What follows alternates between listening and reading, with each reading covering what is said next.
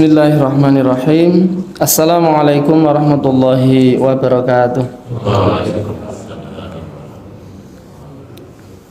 Alhamdulillahirabbil alamin. Nahmaduhu wa nasta'inuhu wa nastaghfiruh. Wa na'udzu billahi min syururi anfusina wa min sayyiati a'malina. May yahdihillahu fala mudilla lahu wa may yudlil fala hadiyalah. Asyhadu an la ilaha illallah wahdahu la syarika lah wa asyhadu anna sayyidana Muhammadan abduhu wa rasuluhu la nabiyya wa la rasula ba'dah. Qala Allah ta'ala fi kitabihil karim, a'udzu billahi minasy syaithanir rajim. Bismillahirrahmanirrahim. Ya ayyuhalladzina amanu taqullaha haqqa tuqatih wa la tamutunna illa wa antum muslimun. Yang saya hormati Bapak Ketua Takmir Masjid, juga segenap pengurus masjid. Yang saya hormati para tokoh agama, tokoh masyarakat, Bapak, Ibu semuanya, jamaah subuh yang semoga dirahmati Allah Subhanahu wa taala. Mari kita bersama-sama memanjatkan puja-puji syukur kita kehadirat Allah Subhanahu wa taala atas limpahan rahmat, nikmat, hidayah dan inayahnya. Pada kesempatan pagi hari ini kita bisa melaksanakan sholat subuh dengan berjamaah dalam keadaan sehat walafiat. Suatu nikmat yang sangat besar sekali.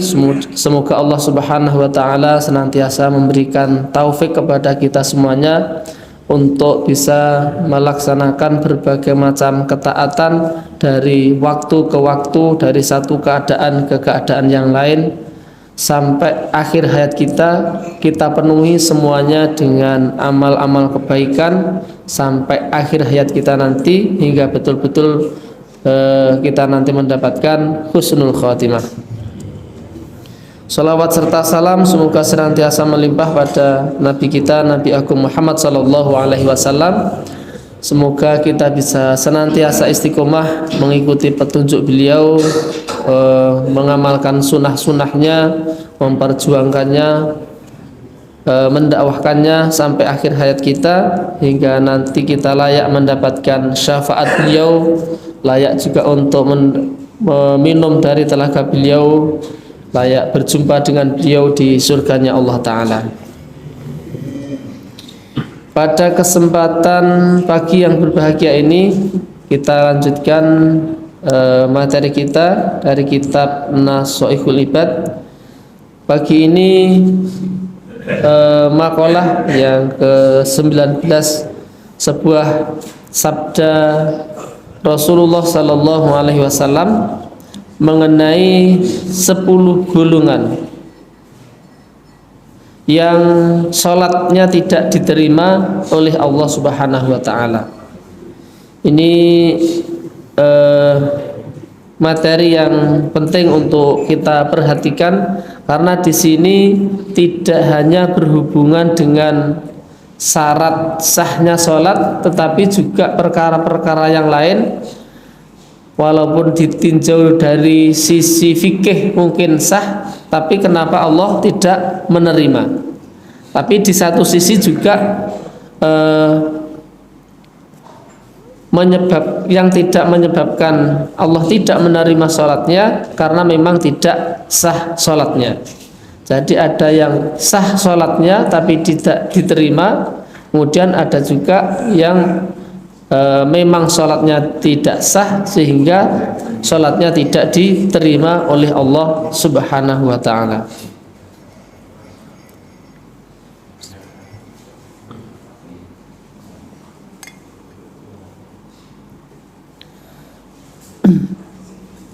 Bismillahirrahmanirrahim.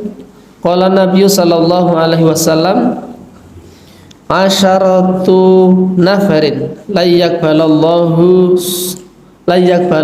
ta'ala sholatahum. Ada 10 golongan yang Allah tidak akan menerima sholat mereka. Rajulun sholla wahidan bi ghairi qiraatin. Yang pertama adalah seorang laki-laki yang sholat sendirian tanpa membaca apa-apa. Seorang laki-laki yang sholat sendirian tanpa membaca apa-apa. Jadi dari takbiratul ihram sampai salam yang dibaca Allahu Akbar terus assalamualaikum. Jadi nggak baca apa-apa, padahal kita tahu dari sisi fikih ada beberapa bacaan yang memang wajib untuk dibaca. Yang pertama tentu takbirnya harus benar, kemudian membaca Fatihahnya harus benar. Tapi meskipun tidak benar-benar amat ya, kalau sudah membaca ya dianggap sah. Kemudian rukun yang harus dibaca diantaranya juga tahiyat akhir. Tahiyat akhir walaupun tidak apa itu yang sholawat Ibrahimiyah. Sholawat Ibrahimiyah itu masuk sunnah ya. Saya menyatakan demikian itu karena ketika mengajarkan anak-anak di sholawat Ibrahimiyah itu, anak-anak itu sering bolak-balik keliru dan kadang-kadang selesai belum waktunya. Nah, jadi sholawat Ibrahimiyah itu ada dua, istilah Jawa itu dua ukelan yang mirip-mirip, sehingga kadang-kadang langsung jujuk di yang terakhir dan selesai, cepat banget. Tapi itu hukumnya sunnah. Yang wajib itu adalah membaca surah Al-Fatihah, kemudian membaca tahiyat akhirnya. Itu dari segi bacaan. Kok kemudian ada orang sholat tidak membaca apa-apa, maka sholatnya tidak akan diterima oleh Allah Subhanahu wa Ta'ala. Kalau kemudian nggak bisa baca Fatihah, ia baca sebisanya. Kalau kemudian bisanya itu surah yang paling mudah Kulhu, surah Al-Ikhlas, Qul huwallahu ahad, maka yang dibaca adalah Qul huwallahu ahad atau surat lain yang sepadan dengan surat Al-Fatihah. Berarti kalau misalnya surat Al-Fatihah itu sepadannya dengan, kalau surat Al-Ikhlas sepadannya dengan surat Al-Fatihah, itu dibaca ya kira-kira 3 kali mungkin ya. 3 kali baru sepadan banyaknya misalnya. Ya kan kalau misalnya sama-sama baca tetap banyak surat Al-Fatihah dengan kulhu. Ya di antara 2 sampai 3 kali membaca Qul huwallahu ahad baru sepadan dengan membaca surah Al-Fatihah. Wong kula nggih mboten saged Qul huwallahu ahad sejimat. Bisanya cuman Bismillahirrahmanirrahim misalnya. Maka juga basmalah itu yang dibaca seukuran dengan kita membaca surah Al-Fatihah. Kalau kemudian bisanya Bismillahirrahmanirrahim, ya diulang Bismillah itu kira-kira berarti berapa kali? Ya kira-kira 10 kalian lah, biar sepadan dengan lamanya baca surah Al-Fatihah. Demikian juga nanti ketika baca tasahud, jangan hanya diam tok. Pas baca tasahud diam. Saya itu bisanya baca syahadat. Soalnya dulu ketika masuk Islam disuruh baca syahadat, yaitu dibaca syahadat. Kemudian sholawat juga bisa, soalnya sering dengarkan lagu-lagu sholawatan. Ya berarti baca tasahud dengan baca sholawat. Jangan hanya diam saja. Tasyahud gak bisa-bisanya la ilaha illallah, yaitu dibaca seukuran kita baca tasyahud. Jadi tidak boleh orang sholat itu dari awal sampai akhir cuman diam saja.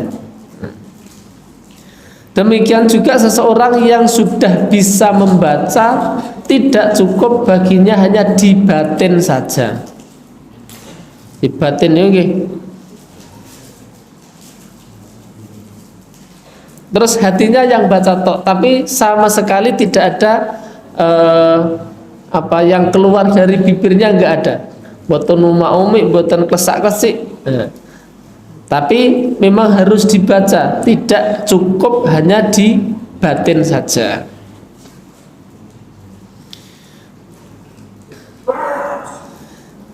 Kemudian kalau kita itu jadi makmum, nah, di sini kemudian disebutkan wattafaqa al-Imam Abu Hanifah wa ashabihi wal Imam Malik wa Imam Ahmad bin Hanbal radhiyallahu anhum ala sihhati sholatil makmumi bi ghairi qiraati syai'an minal Fatihah. Ketiga imam, yaitu Imam Abu Hanifah, Imam Malik, Imam Ahmad bin Hanbal radhiyallahu anhum sepakat bahwa sah sholatnya seorang makmum tanpa membaca Al-Fatihah. Seorang makmum di belakang imam hanya mendengarkan imam saja, tidak membaca Al-Fatihah, maka mereka sepakat bahwa hal itu sah. Tapi menurut Imam Syafi'i memang enggak cukup, seorang makmum juga harus membaca surah Al-Fatihah. Membacanya yaitu ketika imam membaca surat, maka makmum membaca Al-Fatihah. Tapi imam yang lain ketika imam bersepakat meskipun seorang makmum tidak membaca, sholatnya tetap sah.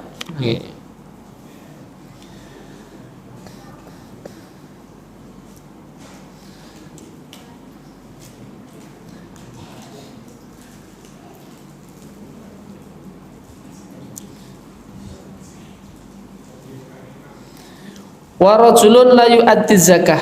Nah, ini kemudian yang kedua, golongan yang kedua yang sholatnya tidak akan diterima oleh Allah Ta'ala, seorang laki-laki yang tidak menunaikan zakat.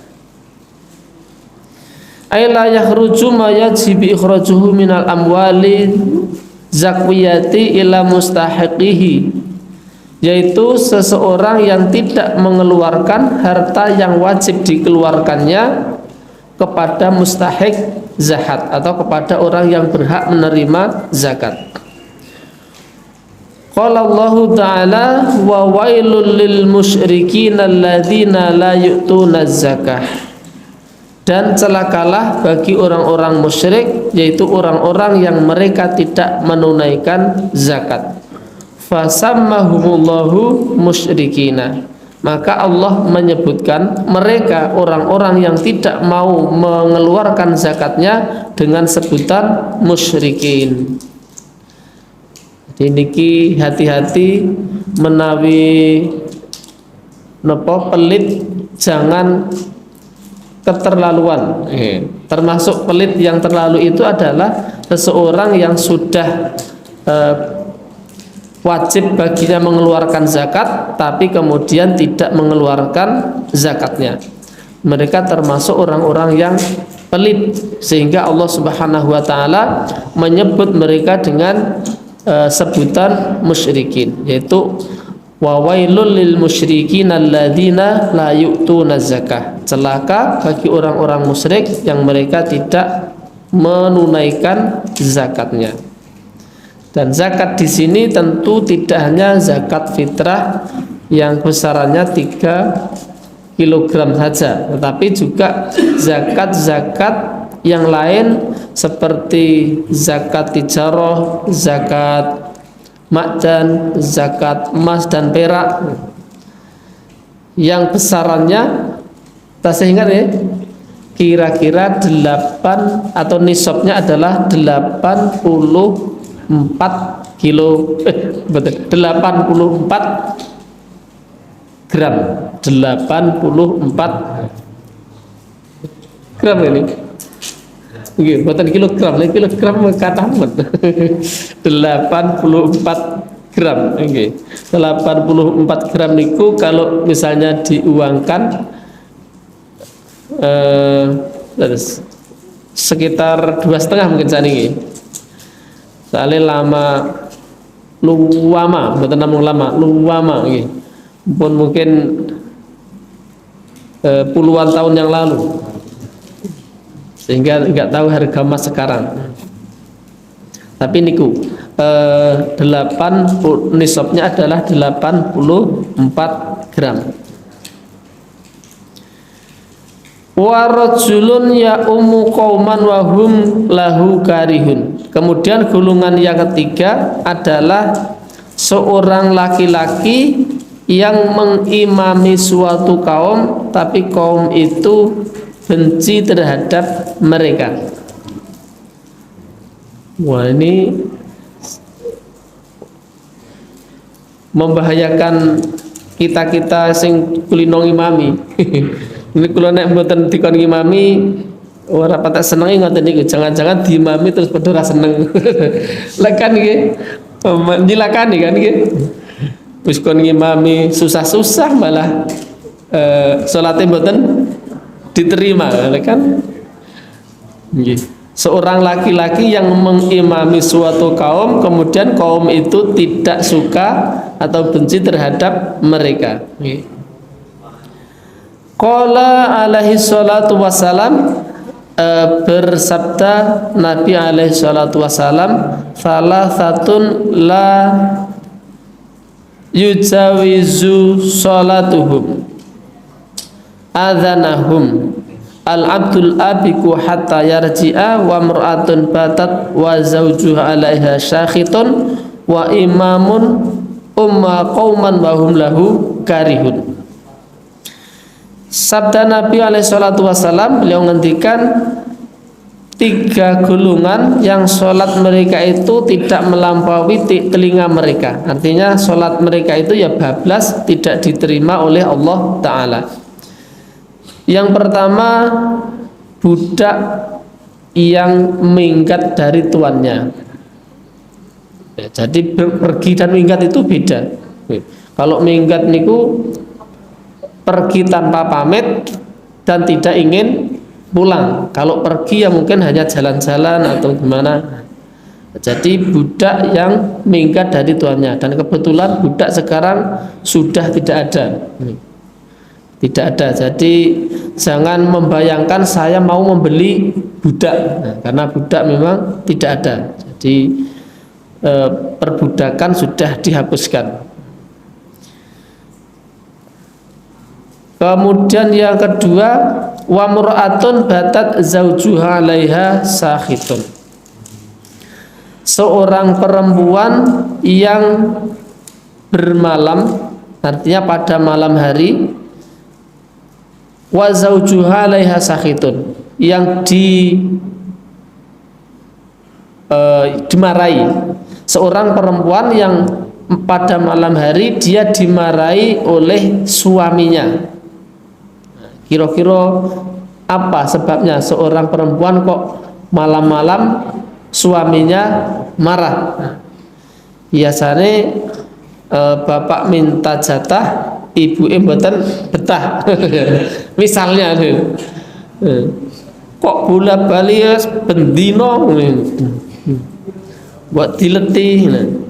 Nah, kemudian suaminya marah.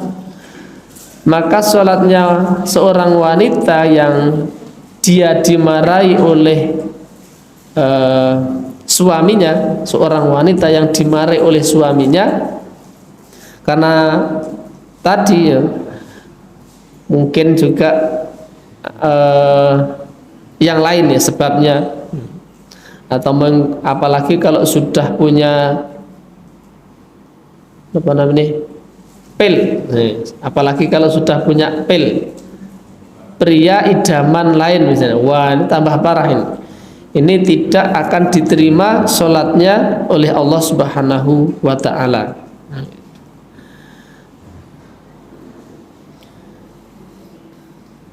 Itu yang sering itu biasanya pasangan-pasangan muda.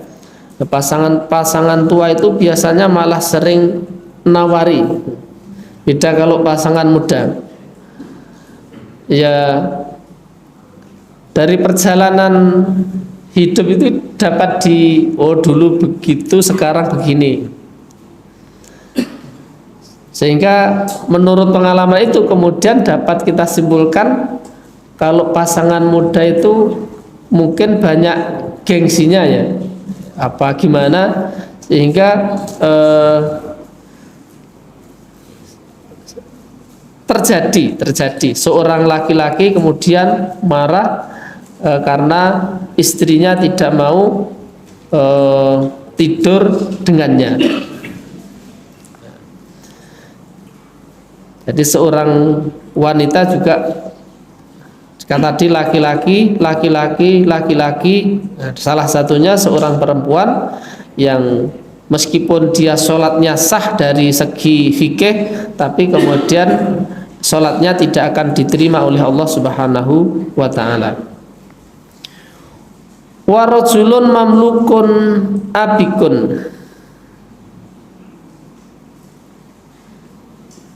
Ini sama berarti.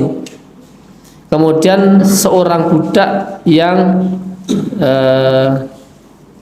lari dari tuannya, dan dalilnya sudah disebutkan tadi. Kemudian yang kelima, warajulun syaribul khamri mudminun. Seorang laki-laki yang meminum arak gatok. Apa itu? Seorang pemabuk berat yang sudah gatok, itu bahasa Indonesianya kecanduan. Oh, gimana? Lebih canggih bahasanya ini. Kecanduan, seorang laki-laki yang kecanduan minum khamr dan semua jenis yang memabukkan, ya, karena dalam bahasa Arab itu khamr itu dibahasakan adalah setiap yang memabukkan. Jadi setiap pecandu itu kalau kemudian mereka tidak bertaubat, sekalipun mereka sholat, ya sholatnya tidak akan diterima. Jadi segera orang-orang yang orang-orang yang kecanduan itu bertaubat kepada Allah Ta'ala, berhenti, karena kalau tidak berhenti, ini sekalipun sholat nanti khawatir sholatnya tidak akan diterima oleh Allah Ta'ala. Qala alaihi salatu wassalam, ijtanibul khamra fa innaha umul khaba'ith. Jauhilah oleh kalian khamr atau minuman yang memabukkan, karena sesungguhnya ia adalah umul khaba'ith, induk dari berbagai macam keburukan, induk dari segala macam keburukan. Ada satu kisah yang disebutkan dalam kitab Durratun Nasihin, itu tercelanya, dalam bab tercelanya minum khamr.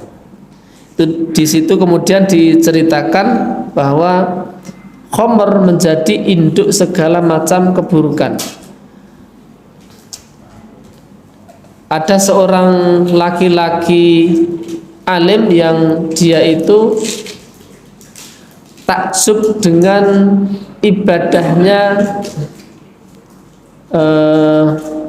seseorang.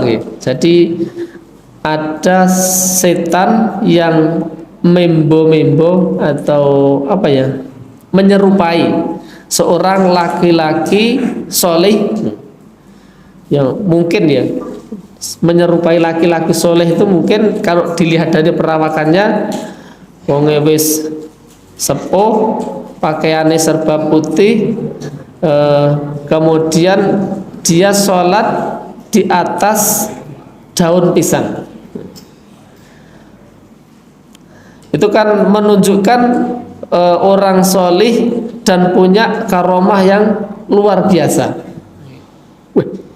Aku ngibadah beberapa tahun belum dapat karomah apa-apa, kok ini ada seorang yang luar biasa, sholat dan bisa di atas papah gedang, sholat di atas daun pisang. Wah, kira-kira pripun? Sakti ya, sakti mesti. Kemudian didekatilah orang tersebut, kemudian ditanyakan apa yang menyebabkan dia itu bisa sakti seperti itu, mendapatkan karomah yang luar biasa. Kemudian dia bercerita bahwa dia itu taubat dengan sepenuh hati. Dulu saya itu ahlul maksiat. Karena tobat, betul-betul bertaubat, ya maka bisa mencapai derajat yang seperti ini. Sesungguhnya perkataan ini tidak ada yang salah dan masuk akal. Nih, perkataan ini sama sekali bukan perkataan yang salah. Dulu saya bertaubat, kemudian bisa seperti ini. Maksudnya mencapai derajat yang tinggi. Dan banyak ya ulama-ulama yang awalnya awalnya itu bermaksiat, kemudian setelah bertaubat jadi ulama besar, itu ada beberapa kisah.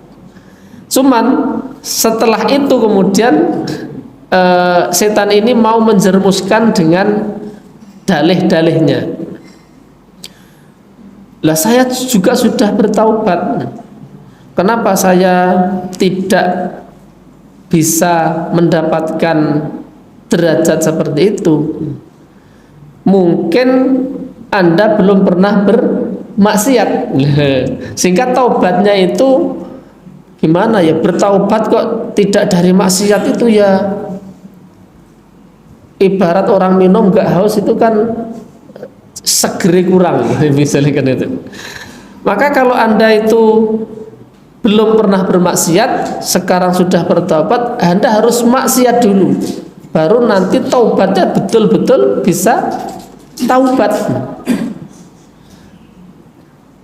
Dipikir-pikir, kemudian saya mau berbuat dosa apa? Dosa sing ringan dan buntutnya enggak merugikan orang lah. Ya kudune iki dosa gede. Nek dosa cilik gampang disepuro, dosane kudu dosa gede, kemudian nanti biar tobatnya itu betul-betul taubat nasuha. Wis pilih saja di antara membunuh atau zina atau minum khamr.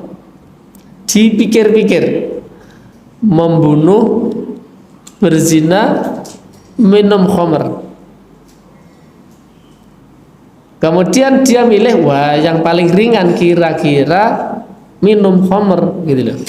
Minum khamr.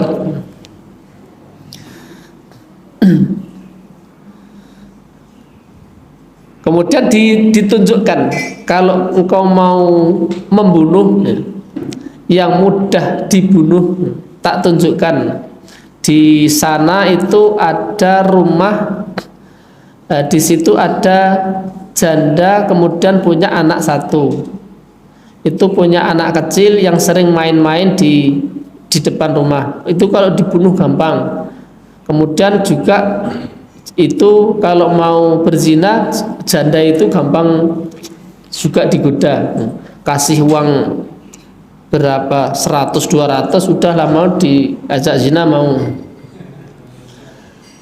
Kemudian enggak, itu terlalu berisiko membunuh, nanti kalau kemudian ketahuan orang, apalagi berzina, waduh, menghilangkan harkat martabat.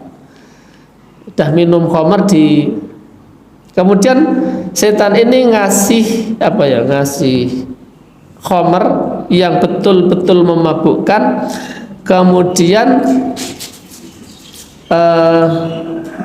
dia minum di tempat yang tidak jauh dari rumahnya janda anak satu. Nah, kemudian setelah dia minum betul-betul mabuk, digodalah oleh setan tersebut, yang akhirnya kemudian pergi ke rumahnya janda beranak satu. Nah, karena ada orang mabuk, ya janda nggak mau. Karena nggak mau, kemudian akhirnya dipaksa. Karena melihat ibunya dipaksa, anak kecil tadi nggak terima, teriak-teriak. Karena dia teriak-teriak, dicekik, akhirnya mati. Setelah anaknya mati, tidak ada yang ganggu, kemudian wanita tersebut dizinai.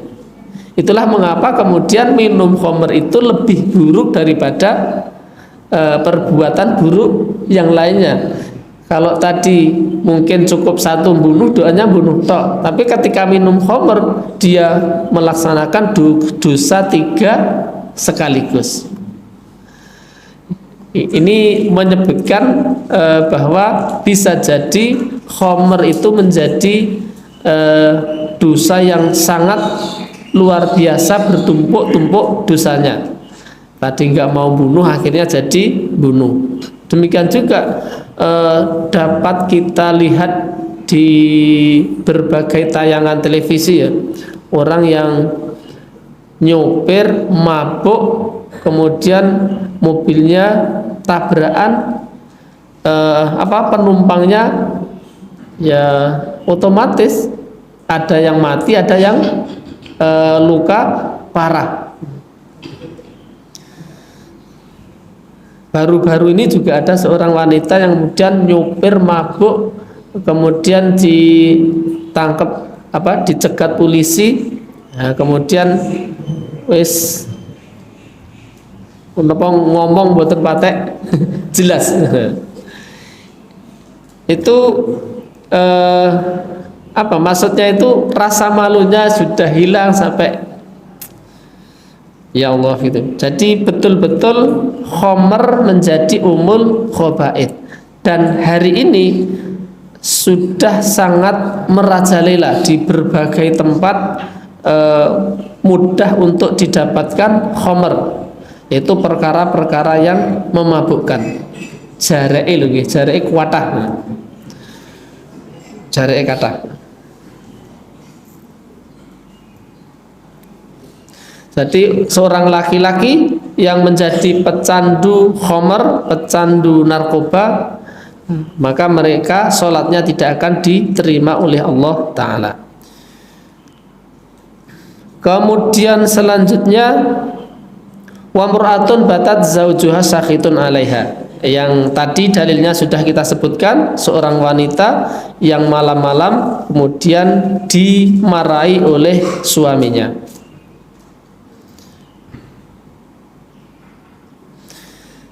Qala alaihi salatu wassalam, thalathatun la yaqbalullahu lahum sholatan wa la tas'adu lahum ila sama. As-sukranu hatta yashhuwa, wal mar'atu sakhitu 'alaiha zawjuha, wal 'abdul abiku 'ala maulahu hatta yarji'a fayadu'a yadahu fi yadi mawalihi. 3 golongan yang Allah tidak akan menerima sholat mereka, dan tidak pula amal mereka itu diangkat naik ke langit. Yang pertama, orang yang mabuk sampai dia kemudian sehat, jadi mari mabuk.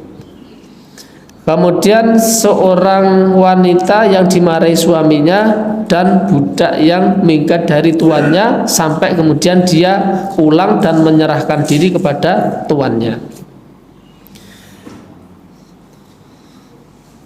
Kemudian yang ketujuh, wamra'alla tusalli bi ghairi khimarin. Seorang wanita merdeka yang sholat dengan tanpa menggunakan kerudung. Jadi sholat itu harus menutupi seluruh auratnya, dan aurat wanita itu adalah seluruh badan kecuali wajah dan telapak tangan. Bahkan kaki sekalipun itu masuk aurat wanita. Jadi kalau wanita sholat kakinya terlihat, maka sholatnya juga tidak sah, ya, dari sisi fikih begitu. Jadi seorang wanita yang kakinya kelihatan ataupun tidak pakai kerudung sehingga kepalanya, rambutnya kelihatan, maka tidak sah, sehingga sholatnya tidak diterima oleh Allah Ta'ala.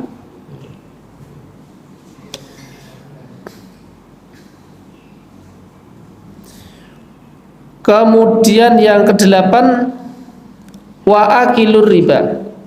Qala ba'duhum warada anna aklatur riba yusyaruna fi sifatil kilabi wal khonaziri.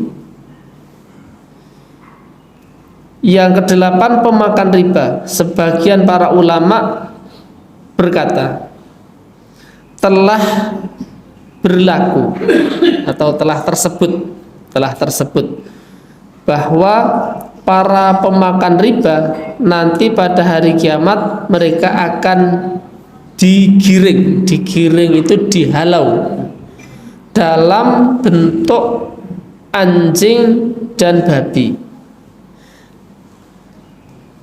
Artinya buruk sekali keadaan para pemakan riba. Nanti di hari kiamat akan digiring dalam rupa atau bentuk anjing atau babi. Kemudian atau amal-amal mereka, utamanya sholat mereka itu tidak akan diterima oleh Allah Subhanahu wa ta'ala. Wal imamul jair, dan pemimpin yang zalim. Pemimpin yang zalim, salat mereka tidak akan diterima oleh Allah Ta'ala. An Abi Dzarin qala sami'tu Rasulullah sallallahu alaihi wasallam yuja'u bil wali yaumal qiyamah fayunbadhu bihi ala jasri jahannam fayartaju bihil jisran tajazatan la yabqa minhu mafsalun illa zala an makanihi fa in kana muti'anillahi fi amalihi madha wa in kana asyan in haraqa bihil jusru fayahbihi fi nari fi jahannama miqdara khamsina alfa amin. Dari Abu Dzar, ia berkata, aku mendengar Rasulullah Sallallahu Alaihi Wasallam, beliau bersabda bahwa nanti akan didatangkan pada hari kiamat, seseorang didatangkan atau di hari kiamat nanti akan dipasang jembatan, ya, bukan jembatan besar, tapi jembatan yang dibentangkan di atas neraka jahanam. Kemudian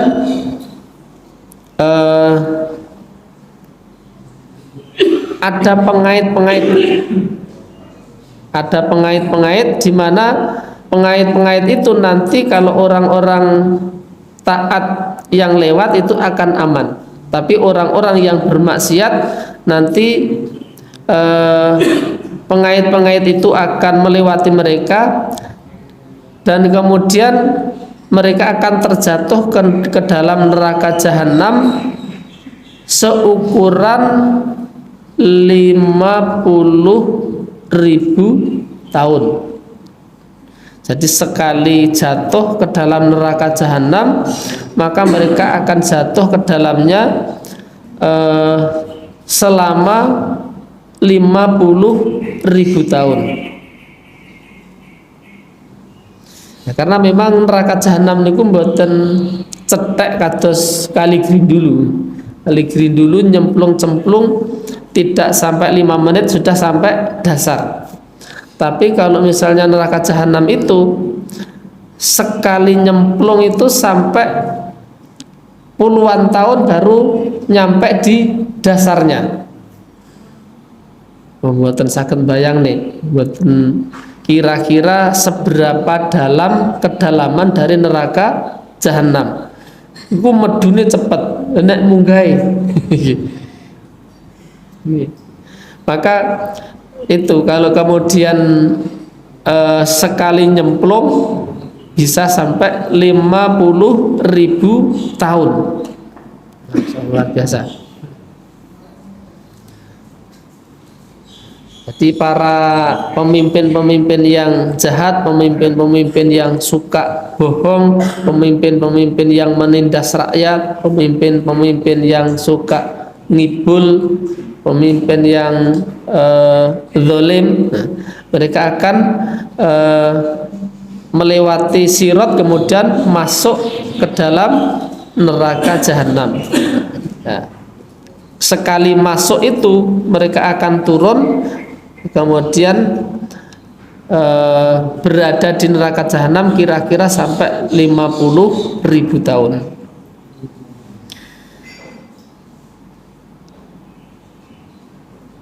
Kemudian yang ke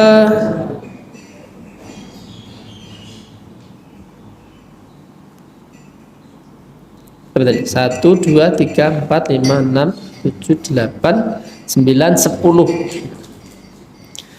Yang ke-10, seorang laki-laki yang sholatnya tidak mencegahnya dari perbuatan keji dan mungkar.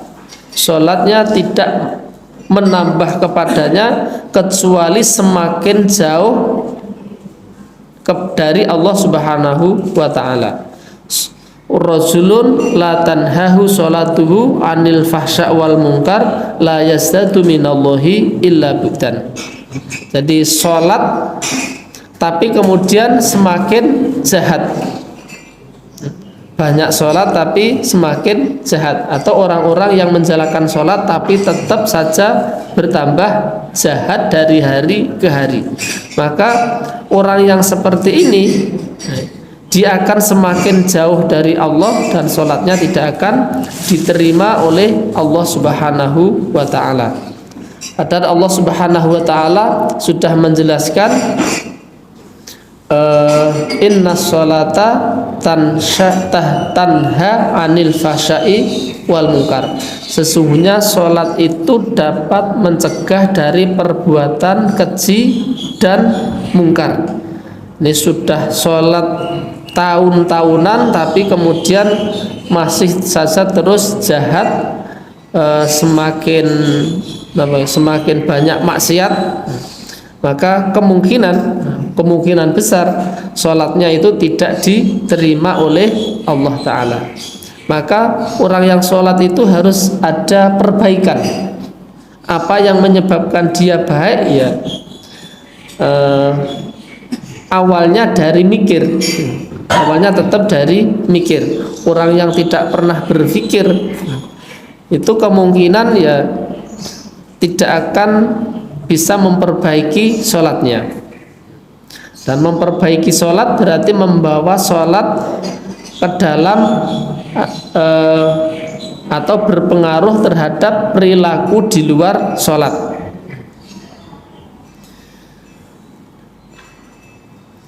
Baik itu yang hubungannya dengan Allah Subhanahu wa ta'ala, juga berhubungan dengan manusia. Karena ada orang sholat itu kemudian tidak bisa sabar ataupun syukur. Jadi sholat kayak dari sholatnya itu nuntut kepada Allah Ta'ala untuk memberikan balasan duniawi. Sholat seprono seprene nekat melarat, itu kan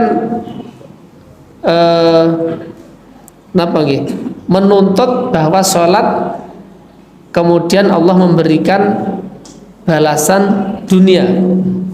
Walaupun sesungguhnya ketika kita enggak nuntut kemudian kita memperbaiki sholat kita, sudah pasti Allah Subhanahu wa ta'ala akan memperbaiki keadaan kita. Yakin seperti itu. Tapi kalau kemudian seseorang itu justru dari awal niatnya, dari awal niat dia itu ibadah untuk mencari dunia, nah kemungkinan juga semakin sengsara, sehingga ketika Allah tidak memberikan kemudian dia nuntut sholat seprono seprene, kehidupan tidak ada perubahan. Dari dulu buruh sampai sekarang juga buruh, dulu buruh lumayan sekarang malah semakin sulit, macam-macam dia menuntut tetapi dia sama sekali tidak memperbaiki sholatnya, tidak memperbaiki kehidupan bermuamalah dengan sesama manusianya. Karena pengaruh sholat terhadap muamalah itu juga berkaitan erat, karena sholat itu menuntut seseorang untuk disiplin juga. Biasanya orang-orang yang sholatnya baik itu ya misalnya punya karakter disiplin. Orang-orang yang sholatnya baik biasanya punya karakter disiplin. Sudah waktunya kemudian juga segera, seperti halnya sholat. Kalau sudah waktunya sholat kemudian tidak segera sholat, nah itu nggak enak rasanya, seperti diingatkan terus. Bahkan saya itu kalau misalnya sudah waktu sholat wis kiro, biasanya kalau kerja tukang kayu sudah kiro kan biasa masih ngisi kiro sedilit, nah biasa kan gitu. Nah itu kalau kemudian sudah dengar adzan kok masih nekat, beberapa kali tak titeni itu nanti keliru. Mungkin ya peringatan juga wis adzan kok agak ndang-ndang gitu. Maka ketika sudah adzan itu daripada keliru. Jadi begitu. Daripada nanti keliru, sia-sia kita kerjakan. Jadi kalau kiro itu kadang-kadang masih kiro, kadang suwe gitu. Kita batinnya gitu. Nah, kadang-kadang kita itu adzan kemudian masih mau begitu juga. Adzan sik kono, adzane sik kono. Kan adzan itu deretan kan, dari sana dulu kemudian disusul sana, susul sana.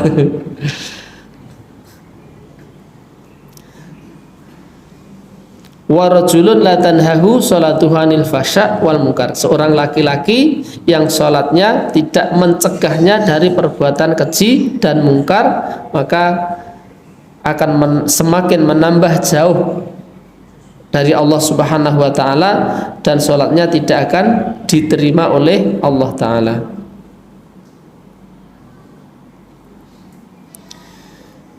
Itu mungkin 10 perkara yang sholatnya tidak diterima, atau 10 orang yang sholatnya tidak diterima oleh Allah Subhanahu wa ta'ala.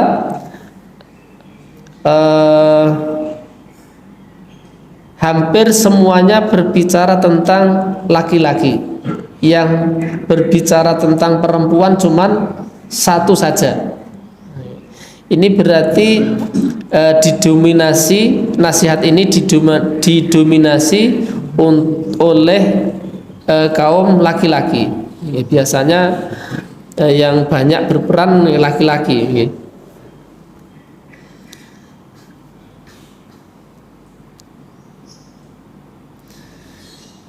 Masih berapa? Oke, kita lanjutkan. Ini ada hubungannya dengan yang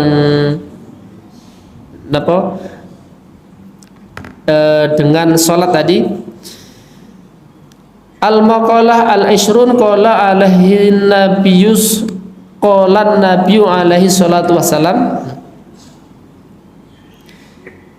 bersabda Nabi alaihi salatu wassalam, littakhili fil masjidi asru khisalin, bagi orang yang memasuki masjid ada 10 keadaan yang hendaknya dia lakukan. Awaluha ayyata'ahada khuffaihi aw na'laihi wa ayyabda'a birijlihil yumna. Di makalah yang ke-20 ini menjelaskan kepada kita apa yang sebaiknya atau perkara yang dituntut kepada orang yang memasuki masjid. atau apa yang sebaiknya dilakukan oleh orang yang memasuki masjid. Yang pertama, hendaknya memperhatikan, meneliti dengan seksama akan kedua khufahnya. Jadi khufah itu kayak sepatu, tapi bukan sepatu biasa, sepatu yang dia tertutup, yang itu boleh tidak dilepas. Tapi mboten saniki rata-rata tidak berlaku nih. Kot kantor mlebu masjid langsung sepatu ini mboten dilepas lah, mungkin kelempatan Pak Takmir kata. Jadi khufah ini memang ada hukum tersendiri. Kemudian ya kita lihat situasi kondisi, mungkin ada ya, mungkin ada yang sepatu kulit yang kemudian memang itu bisa kalau wudhu tidak dilepas. Wudhu tidak dilepas, sholat pun tidak dilepas. Maka dalam hal ini harus diperhatikan betul apakah tadi terkena najis atau tidak, maksudnya gitu. Harus diperhatikan betul. Jangan sampai kemudian masuk masjid ada sisa-sisa najis yang terbawa. Maka yang lebih aman ya pakai sendal kemudian dilepas. Wa ayyabda'a birijlihil yumna, dan kemudian masuk masjid dengan mendahulukan kaki kanannya. Itu yang pertama dilakukan. Kemudian yang kedua, ayyakula idza dakhala, ayyakula a'udzu billahil azim wa biwajhihil karim wa sultanihil qadim minasyaitonir rajim. Alhamdulillah, Allahumma sholli ala Muhammad wa ala alihi wa sahbihi. Ini hendaknya mengucapkan doa seperti itu. Atau bismillahi wa salamun ala rasulillahi wa ala malaikatillah, Allahumma aftah lana abwaba rahmatika innaka antal wahhab. Atau mengucapkan doa seperti itu. Au yakula Allahumma ighfirli dzunubi waftahli abwaba rahmatik. Tsumma yakulu bismillah. Atau mengucapkan doa. Jadi doanya banyak, versi doanya di sini disebutkan 3. Kemudian yang terakhir ini yang sering kita pakai, atau mungkin saya yang pakai sing cendek. Allahumma ighfirli dzunubi waftahli abwaba rahmatik. Ya Allah, ampunilah dosa-dosaku dan bukalah untukku pintu-pintu rahmatmu. Kemudian setelah itu masuk masjid dengan mengucapkan bismillah. Kemudian yang ketiga, ayyusallima ala ahlil masjid wa ayyakula idza lam yakun fihi ahadun assalamu alaina wa ala ibadillahis sholihin. Kalau kemudian di dalam masjid itu ada orangnya, maka kita mengucapkan assalamualaikum. Kalau kemudian kita yang pertama datang ke masjid sehingga di dalam masjid tidak ada orangnya, maka kita mengucapkan assalamu alaina wa ala ibadillahis sholihin. Sebagaimana kalau kita masuk rumah, jadi masuk rumah salam kalau ada penghuninya, kalau tidak ada penghuninya kita juga mengucapkan salam assalamu alaina wa ala ibadillahis sholihin. Masuk masjid ngisami. Wa rabbi ayyakula asyhadu alla ilaha illallah wa anna muhammadur rasulullah. Kemudian yang keempat, hendaknya dalam masjid itu mengucapkan syahadat asyhadu alla ilaha illallah wa anna muhammadar rasulullah. Wal khamis, yang kelima, alla yamurra baina yadayil musalli, jangan melewati depannya orang yang sedang sholat. Jangan melewati depannya orang yang sedang sholat. Jadi kalau misalnya lewat, ya sudah lewat batasnya.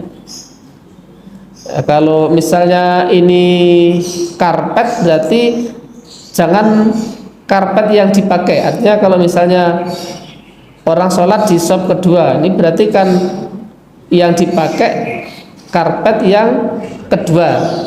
Ya kalau bisa lewat belakangnya, kalau nggak bisa ya di depan sendiri biar tidak nginjek karpet yang kedua.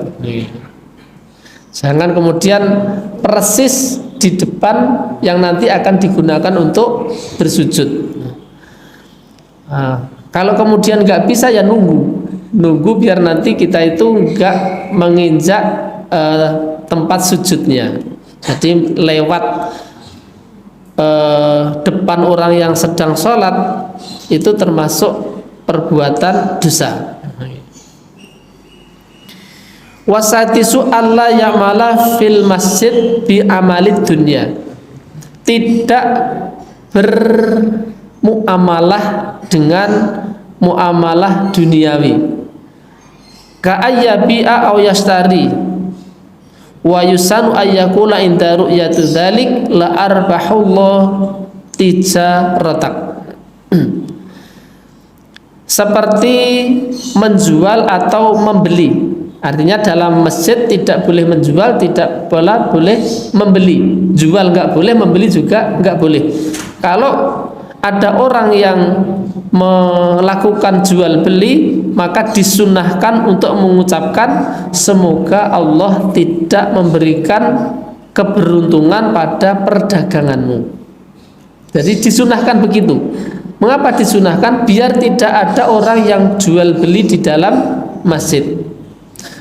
Maka saya itu kalau ngajar TPA itu kan ada kartu, kemudian dulu itu pernah jadi satu kartu itu disuruh beli 500. Tiba-tiba saya kok kenapa nggak serem, tak pikir-pikir bisa menjadi transaksi jual beli meskipun bentuknya itu hanya 500 rupiah, tapi itu kan bentuk jual beli. Hati-hati, kadang-kadang kita itu menganggap itu bukan jual beli, padahal sekalipun kecil tetap jual beli. Misalnya ada yang bawa akek, tak tukune akekmu, nah itu bentuk jual beli juga. Jadi jual beli itu tidak harus barangnya banyak kemudian kita borong, enggak. Sekalipun satu, ini tak tukune, lah transaksi jual beli di situ. Ada barang kemudian dibeli.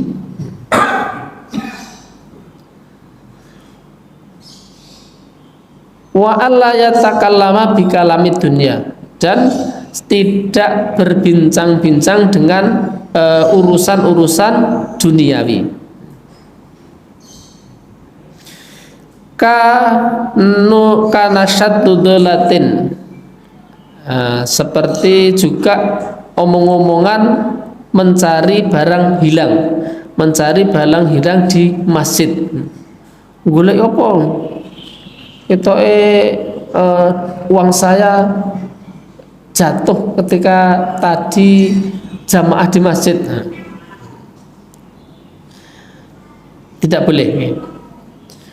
Wathamin Allah yakhruja hatta yusollar rak'ataini, jangan keluar dari masjid sampai kemudian sholat 2 rakaat. Kita meskipun itu perjalanan terus melebu masjid terus pipis, jangan itu tok dah. Artinya apa? Kurang sopan. Jadi adabnya itu tidak bagus kalau kemudian kita mampir masjid pipis tok, kemudian setelah itu keluar lagi gitu. Ya setidaknya itu kalau harus mampir masjid kemudian pipis, kemudian wudhu sekalian, sholat 2 rakaat, baru kemudian baru keluar. Untung-untung lebu masjid pipis surat disiram meneh. Terus kemudian di atas, ya Allah, orang disiram, orang apa itu ngisi kotak, ya. Usura sholat, ya. Ini mau di shooting kan ngisi di sini. Tapi yang jelas kan itu dilihat oleh Allah Subhanahu Wa Taala, maka ya adabnya itu enggak bagus, kan melebu masjid pipis tok. Watase alla yadkhula illa biwudu'in, jangan masuk masjid kecuali sudah melakukan wudu. Tadi kemudian melakukan wudu, wa yundhabu lan lam ya'ti illa bitahiyah. Jadi kemudian wudu, kemudian melakukan sholat sunnah tahiyatul masjid. Kalau kemudian tidak bisa melakukan sholat sunnah tahiyatul masjid, maka hendaknya ayyakula arba'a marratin subhanallah walhamdulillah wa la ilaha illallah wa allahu akbar. Kalau kadang-kadang ada pengajian seperti ini, datang kemudian mau sholat kan rikuh gitu, batur rene sing sholat teko-teko kan mboten penak lah, intine tiang Jawa kae ngoten niku. Nah, itu kemudian disunahkan untuk membaca subhanallah walhamdulillah wa la ilaha illallah wallahu akbar 4 kali, arba'a marratin. Melebu masjid kok kemudian acara sudah mulai, mau sholat sunnah ya tunggale kan isin biasanya ngaten. Maka disunahkan mengucapkan subhanallah walhamdulillah wa la ilaha illallah wallahu akbar 4 kali. Kemudian yang ke-10 ayyakula idza qama subhanakallahumma wa bihamdika asyhadu an la ilaha illa anta astaghfiruka wa atubu ilaik. Kalau kemudian selesai, hendaknya mengucapkan subhanallah Allahumma wa bihamdika asyhadu an la ilaha illa anta astaghfiruka wa atubu ilaik, atau doa kafaratul majlis. Niki ingkang segera kita praktekkan. Acara sampun selesai, nah monggo praktek. Mekaten mungkin ingkang saged kita bahas wonten kesempatan enjang menika, ada kekurangan, ada kesalahan, mohon maaf yang sebesar-besarnya. Mari kita akhiri dengan hamdalah dan doa kafarat majlis. Alhamdulillahirabbil alamin, subhanakallahumma wa bihamdika asyhadu an la ilaha illa anta astaghfiruka wa atubu ilaik. Assalamualaikum warahmatullahi wabarakatuh.